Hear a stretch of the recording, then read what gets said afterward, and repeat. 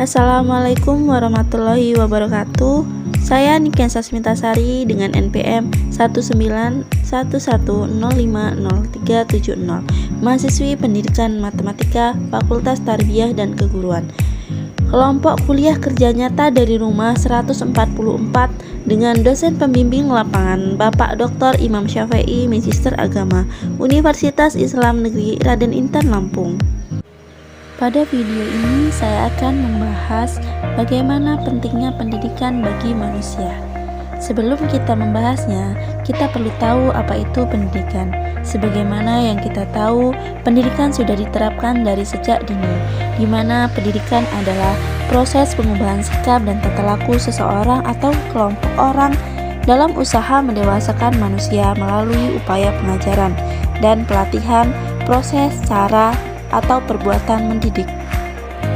Jadi ini pendapat pendidikan secara umum, dan ada beberapa ahli yang menyatakan bahwa pengertian pendidikan diantaranya menurut pendapat Ki Hajar Dewantara, pendidikan adalah proses menuntun segala kekuatan kodrat yang ada pada anak-anak peserta didik, agar mereka sebagai manusia dan sebagai anggota masyarakat dapat mencapai keselamatan dan kebahagiaan setinggi-tingginya.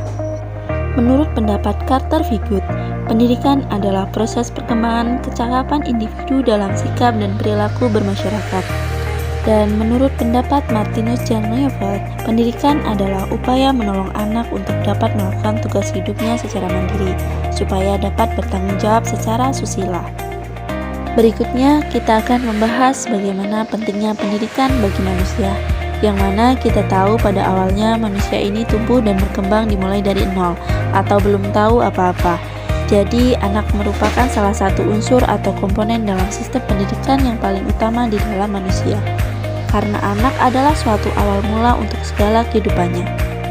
Untuk pentingnya pendidikan bagi manusia, yang pertama adalah anak lahir dengan bermacam-macam potensi, sehingga potensi yang dimiliki anak-anak ini perlu diasah ataupun dibimbing oleh yang namanya pendidikan, agar manusia yang lahir tersebut dapat berkembang sesuai potensinya. Yang kedua, agar potensi sebagai modal dasar dapat berkembang, maka perlu bantuan bimbingan pengarahan dari orang-orang yang bertanggung jawab. Yang bertanggung jawab salah satunya adalah pendidikan, baik itu pendidikan informal dan informal. Orang-orang yang bertanggung jawab di pendidikan sangat banyak, utamanya adalah orang tua, guru, dan sebagainya. Yang ketiga, pendidikan bertujuan membantu potensi ke arah yang lebih baik.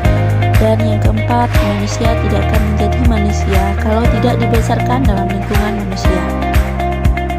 Demikianlah pentingnya pendidikan bagi manusia. Terima kasih. Wassalamualaikum warahmatullahi wabarakatuh.